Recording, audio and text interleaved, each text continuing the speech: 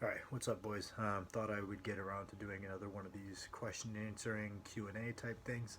Um, as always, if you have any questions that you would like my opinion on, leave them in the comments of this video and I will get to them in the following one. I try to get to every one and I will do so as long as I'm able to in a reasonable amount of time. So getting into the first one, the first question was pausing as soon as the bar leaves the floor on deadlifts versus pausing a bit higher, like just under the knee. What are the main differences and benefits of both? I personally do conventional, but if it's different for sumo, I'd like to know that as well. Thank you for these videos. I enjoy them. Okay, so I'm going to break this down. Starting with sumo, in my opinion, bar some oddball cases or maybe narrow sumo being an exception, I believe that all pauses should be done directly off the floor. Main reason being, if you do a technically proficient sumo deadlift, the most difficult part of the lift, the make or break, is directly off the floor, and everything else above that is going to be smooth sailing unless you have a grip issue. So what we're doing is when we do a pause is we are challenging ourselves to maintain and hold the most difficult position, which is directly off the floor. This acts as both a technical tool to better understand the lift and learn how to break it off the floor using predominantly our quads and hips rather than hinging into it. Because if you let your hips shoot up and back and do like a wide stance conventional, pausing it directly off the floor is going to be rather uncomfortable, and if you do it well, you'll feel like that's a pretty sustainable position. So just as much so as it is a strength tool by spending additional time in that position, it is equally much so a teaching tool to learn like a really proficient sumo, right? So my answer is going to be 99% of the time, if you're pausing sumo, it's going to be directly off the floor, especially if it's a more traditional sumo deadlift. That being said, I think in conventional, both of them hold value. It depends on where you feel like you're losing your positioning. If it's directly off the floor, then pausing directly off the floor might be of the most benefit. And I also find that pauses directly off the floor help people develop the mechanic of not yanking if they have to pause it right away. Especially if the yank is a bit of a mental crutch, forcing them to spend more time there largely gets rid of that fear of that range of motion, because I think a lot of people yank because they don't have confidence in their ability to pull it a little bit more gradually, ramp up their force off the ground. They think to get this moving, I'm going to have to just yank it. So it's a good way to build confidence and technical prowess if that's where your deadlift is falling apart. But for some people, a lot of their technical fault happens a bit above that at the knee, or so that's where they're giving up their positions, or that's where they're losing bar speed, or they feel like they're making like distinct technical errors around there. So once again, spending more time in that range of motion is going to be valuable as well. Muscularly, I don't think what these challenge changes that much either way. If you're doing a conventional deadlift, you're going to find this is challenging your ability to keep that weight in close, your lats and your low back. It's not going to change muscularly that much between them, but that would be my take. And kind of you can place yourself within that compendium if you want to use my viewpoint on them. The next one was, can weight fluctuation affect training? I've seen Kevin Oak post about how if he's heavier on some days, it affects his performance in specific lifts, and if he's lighter on one day, how it could affect his performance in a certain lift. Thoughts on this? Do you self-track your weight daily? Yeah, so I weigh myself every single morning, and I find it has a great level of importance on how I perform in training. Um, Aside from like the whole caloric deficit surplus, day-to-day fluctuations is what you're asking about. So as far as being underweight, predominantly most of the time if we are below our average morning weight, it is because of hydration, right? Usually fluctuation, day-to-day fluctuation in weight is coming via differences in water weight. So if we're significantly below our normal weight, that probably means we're dehydrated, and we know that a certain level of dehydration has a distinct decrease on power output, right? So bad, always just not good. Being dehydrated is bad. Being light in the morning is usually a sign that you're a bit dehydrated compared to your normal state. Being heavy, right? So some of us might call this being bloated, right? For myself, I find that being heavier than my normal walk around weight benefits me on both the squat and the bench, and actively hurts me on the deadlift. And the deadlift, I'm better off coming in right around my true weight, because any additional weight tends to interfere with my positions, and I hear a lot of people share this sentiment. So, bloating up to becoming big and strong for the deadlift might not be your best course of action. It's a little bit old school to say like, oh, I'm going to blow it up for this bench session, but I've always had a lot of success with it, to be honest. Um, Bumping my electrolyte, sodium intake, making sure I hammer some carbs, drink a lot of water. If I can come in a little bit heavier to a pressing session, it generally goes a little bit better. But some people just don't like the feeling of that, so it's not worth it, or they might see no distinct benefit. But that is how it works for myself. Thoughts on the RTS style programming? Do you think a intermediate lifter would benefit more from a program that is higher frequency on comp lifts? RTS typically has each comp lift once a week, but quite a lot of variation. Based on what I've read, it's not rare to have 4 to 6 bench variations within the same week. Okay, so in general, I'm assuming this is the specific part of RTS training that you are asking about rather than emerging strategies. I think emerging strategies is very cool and a very valid way to program, though it's not how I do it myself. So when I am writing programs and when I'm looking at programs, I would, if there is, let's say I've got one competition style low bar squat and I have one high bar squat. To me, that is a 2x squat frequency, even though I'm only doing the competition motion once. That is just how I've always interpreted it. So I wouldn't say there's super low frequency. There's just a higher amount of variation is how I would categorize that. And you're kind of asking if an intermediate lifter would benefit more or less. I am of the belief that if you look at training with time, your required specificity is going to rise. I think it's a little bit more of it starts a little high, it goes a little lower, and then it comes higher again. People talk about how it tapers off, like specificity doesn't infinitely increase as you become more and more and more advanced. It just wouldn't be practical. There's recovery considerations. But that being said, so if we're in an intermediate, we are at like a medium amount of specificity. So having every single squat session be a comp squat certainly isn't necessary at that level, and I would almost recommend against it because what we're doing is we're still laying our hypertrophy foundation, and I think there's benefit to training a little bit wider variety of motor patterns. So I would say in that slightly higher level of like variance within our program as an intermediate is totally acceptable, where it might not be acceptable as a more advanced lifter. The reason I say that maybe the specificity starts out a little bit higher is because people should probably be exposed to the main motions pretty often when they're first getting into it so that they can develop their technique. So I would say almost when you're getting into it, specificity is a little higher. It lowers once you know how to do the lifts and you can perform a variety of variations of them, and then it rises back up again as you need that higher and higher specificity to progress. The other thing that I think is very important to note here is that when you're doing a variation, if they're well selected, those will increase your technical proficiency on the main motion. I find that variations, as well as like emphasizing certain musculature, can act as really good teaching tools, and if they're well selected, as I would assume they are in most RTS programming, they're going to punish bad motor patterns and promote good motor patterns. So if you're someone who doesn't necessarily learn all that well by consciously thinking about and correcting things, and you more are a feedback doing type learner, and you're pitching forward on your squat, if someone gives you a lot of high bar squats, that motor pattern is going to feel really shitty. Or speaking of what we talked about earlier, if you're pausing directly off the ground and you're letting your hips shoot up and back away from the bar, those pauses are going to feel really shitty. And if you do a good job wedging them forward off the ground, those pauses are going to feel better. So you get a quick feedback loop, and they can serve just as well, if not sometimes a little bit better than the main motions in developing your technique, depending on how close the variation is and how you personally learn. So I would say that that's another reason that people might write off a reasonable amount of variation, but assuming those variations are very well selected, they can contribute to giving you a better holistic understanding of emotion. So if I have you do some like slow negatives on the bench, that's a variation. Some long pauses, maybe some Larsons, and these are somewhat close variations of the bench press. They might highlight individual aspects and give you a better understanding of the motion of bench pressing as a whole than you might have otherwise if you just did nothing but comp bench. So that was a bit of a long-winded answer, but there's a lot of stuff to touch on there. And I know I didn't really give it a definitive answer, but that's kind of my thought process when looking at that kind of thing.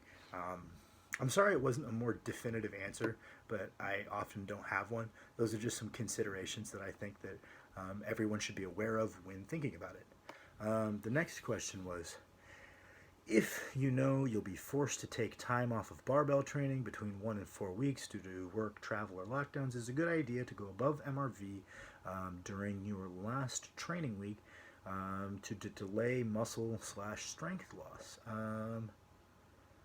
What is your current goal body weight and goal body weight? Okay, so starting out, I weigh right around 250 at the moment. Short-term goal is 260. Long-term goal is like 300. I don't know, whatever I can carry without dying, because it would help me get stronger. And then as far as would I, like, so what you're asking basically, if you know you're going to be forced to take time off, should you functionally overreach on that final week? It kind of depends. If you know it's going to be only 1 week off, then you can use that as a deload very effectively, and program around basically a functional overreach. So I'd absolutely recommend going a bit above MRV, deloading across that rest week. Obviously you're trying to stay moving, but you're going to decay all that fatigue, and we're going to hope we get some kind of super compensation, right? If it's 4 weeks, you're going to be detraining either way, and I don't know if there's evidence to suggest that reaching past a functional overreach or reaching past your MRV is going to delay strength slash muscle losses. So that's largely personal preference, but if you want to go in and have fun on that final week, and acknowledge that there's going to be some level of losses and you can only attenuate so much of those with body weight training, then that's what I would recommend. As long as you're not getting yourself hurt, I would say it matters a little bit less if you're more towards the 4-week range of what you mentioned. One thing you can try to do is, periodize around that time, see if there's any kind of training you are able to accomplish, see if you can address an individual goal. So if you're someone who's like, I'm a bit chunky right now, maybe you can use this as a conditioning phase, increase your NEAT, do some more conditioning style workouts, put yourself in a slight caloric deficit, trying to drive as much of that deficit as you can, using workload, and just take that as an opportunity to accomplish a training goal and drop some body fat. So that would be one other consideration that you could make, is trying to work your periodization around that, try to make that time work for you and accomplish some kind of training goal in particular, rather than just doing really, really poor man's strength training with only your body weight. The next question was, how does your volume and intensity change during a typical strength block? Do you start your block with higher volume and lower intensity, and work towards lower volume, higher intensity, or something different? Okay, so that's a really good question. It depends if we're defining volume as tonnage or as total work sets. If we're defining it as tonnage, my volume actually rises across the strength block because the total number of work sets actually stays static. My personal strength phases only last 3 weeks. I don't really see any reason to drop sets. I just ramp up the weight across those 3 weeks in a somewhat linear fashion. Usually the first week is I do 3 ramping sets, and by the final week of the strength block, I'm trying to do all, let's call it 3 sets, at the final weight of my initial ramping set. So if I took whatever, like 300, 350, 400, by the final week I would like to do straight sets. 400 is my general goal, but I do auto-regulate pretty heavily on my squat. So I hope that answers the question. Using a prong belt in training, sometimes I find myself using different tightnesses of the belt. Do you think tightness should stay the same throughout my whole squat or deadlift session? No, man. If it's interfering with the quality of your brace, it's too tight. So if that changes while you're drinking water through a session, move it out one.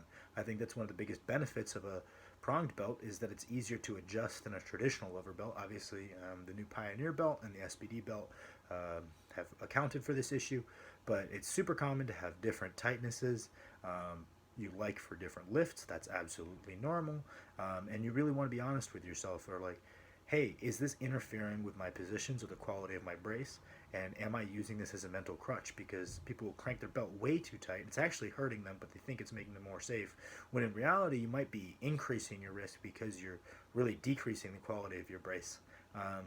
Just something to be aware of. I think a lot of people do wear their belts too tight because they use them as a mental crutch, and actually is making the quality of their lifting a bit worse.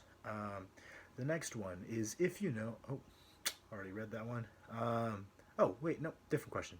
If you know you'll be spending several weeks / months in a calorie deficit to lose weight, how should you modify your training? Focus more on high volume or focus more on strength or high intensity, make no changes at all.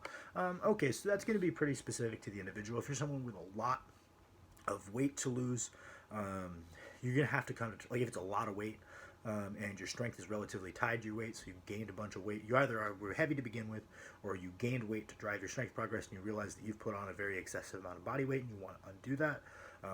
In that extreme case, I think you're going to have to come to terms with the fact that there's pretty likely to be some strength loss there unless you do it extremely gradually, which is one option. But if you want to get that weight off relatively quickly, there's going to be some decreases in strength. So what I would do is I would create a block within your periodization where we're not focusing on peaking, we're not focusing on strength, we're not focusing on hypertrophy. What we're focusing on is conditioning and improving body composition. I'm a pretty big believer in the old phrase, "He who chases two rabbits catches neither." And I think when often you try to pursue two especially opposing traits at the same time, you end up doing a poor job at both. So, if you're trying to put on muscle and drop body fat at the same time and you're not a beginner, the result's going to be impaired for both of those things, and you'd be better off breaking it up into a periodized scheme. That being said, it's super context dependent. If you're just kind of eating shit food, you might be able to drop a reasonable amount of weight just by cleaning up your diet to more traditionally whole foods that have higher micronutrient density, and maybe that improvement in nutrition addresses some nutritional deficiencies, right? That higher quality food, your hydration status can be better, maybe getting more electrolytes. Maybe that improvement in quality of food is actually going to have more of a positive impact on your strength than the caloric deficit is going to have negative impact. So you're actually able to continue getting stronger, in which case I wouldn't change anything. So if you're someone who's able to lose weight just by cleaning up your diet, I wouldn't make any changes at all. I would only make changes if you're in a position where you realistically are going to lose strength to achieve your total goal and amount of weight loss. So I'd say at the end of the day, it depends. The next question. I thought this was a really good question. I'm glad someone asked it. Is a pump important for powerlifting? I've seen a lot of people use pump products or pre-workouts to get a good pump. Is it only for looking good in photos, or is there anything or what's up with these pumps and pump products? Okay, so that's a very, very good question. Is a pump important at all? This is a very contentious topic. I'm going to tell you that a good pump doesn't directly correlate with increased hypertrophy. That being said, we know metabolites, there's like metabolic drivers of hypertrophy independent of mechanical tension. So there's maybe reason to believe that getting a good quality pump is indicative of could drive some additional hypertrophic benefit, right? So we're going to get that out of the way. Maybe getting a better pump is going to lead to some extra growth. I've heard some people speculate that if you're able to get a pump, you're in an anabolic state. There's nothing to justify this, but it might, if you're able to get a pump, it might be a good indication that your hydration status is solid and your nutritional status is solid. I would agree with that. I don't know about anabolic state because training is inherently catabolic. That's what we're doing, is we're breaking things down. So I wouldn't say you're in an anabolic state while you're lifting weights just because you have a pump. I'd say it's a bit of an oversimplification, but if you're unable to ever get a pump, maybe there's a nutritional or hydration thing that you need to address. So that's number two. I would say that one thing I find beneficial about a pump product or just getting a pump is, what is a pump? It's blood flow. I'm a big believer that getting localized blood flow improves performance, which it does, and it also potentially slightly reduces injury risk. So if having a pump product makes it slightly easier to get localized blood flow, maybe it could make warming up for something like a bench press a little bit easier. I like to get some amount of blood flow to my pecs before I start benching, and potentially a pump product could make that easier. And if we're in a hypertrophy phase and our primary goal or our secondary goal is accumulating more muscle mass, and we think that these metabolic factors could drive some additional hypertrophy, it could be slightly beneficial. That being said, this is extremely unimportant. This is like a 0.5% improvement at best. So it's the only reason I would take it for a powerlifting perspective is if you like it. If you're like, oh, getting a pump is fun, I enjoy it, and might be worth buying. If you're like, hey, this maybe helps me warm up for bench, I like it, buy it. If the goal is just from a strictly progression-based perspective, I do not think it is worth the time or money. I hope that was really, really deep, but pardon my rambling. The next one was when you're in a hypertrophy block and you're doing 6 sets of 8 on the squat and 5 sets of 10 on the bench. Okay, so this is talking about me specifically. These are my general preferred rep and set schemes. As I'm sure most people who follow me on Instagram have noticed for my hypertrophy blocks, what are you doing for deadlifts? I assume you're not doing that much volume on deadlifts. Yeah, you're right, I'm not doing that much volume. What I'm doing is I'm doing a singular top set on the main motion to more or less maintain some level of technical proficiency, because for myself across the deadlift block the level of specificity rises so that I can increase like technical proficiency with the block, so that I am most confident with my technique when I need it most in a peaking phase, and I'm maybe a little bit less connected with it when I don't need to be in a hypertrophy phase. So I'm doing some minimum amount of top volume, usually in a higher rep range, and then I am accumulating the volume that I would need for growth using a motion that is a little bit more apt to the kind of volume I need to grow. Namely, I'm going to use something like an RDL, something that lends itself to those higher volumes, those greater number of sets, a little bit easier on the body, really building up the musculature I'm looking to build up, which is my posterior chain, rather than just getting a bigger and bigger low back. Which I did for quite a while. So basically I'm using a variation of the lift that lends itself to handling the kind of volumes that I would look to handle, while not beating me up nearly as bad. So that's my personal approach. And then the final question was, how long did it take you to total 1,000 pounds in training? I'm not really sure. I would assume like 2 or 3 months, maybe slightly more. I was very strong to start with because of a very extensive sports background. I had been training like 3 times a day for boxing and track. No lifting, but lots of plyos, lots of calisthenics. Didn't really touch weights at all, but I've been following good nutrition. I trained really, really hard when I was right before I started lifting for other things. So I would wake up at like 5 in the morning, 5:30 in the morning. I would go run for an hour. I would go to school. I would go to track. After track, I would go to boxing. So the level of physical training there was a lot more. And also, obviously, I have pretty damn good genetics, right? If I hit 1,000 pound total relatively quickly. His next part was, how long did it take you to total 2,000 pounds in training? That took me about 6 years, I would guess. I don't know exactly when I started lifting. And his final question was, if it takes someone 2 years to total 1,000 pounds in training, do you think 2,000 pounds is an unrealistic goal to hit? Okay, so once again, as usual, that depends on so many factors.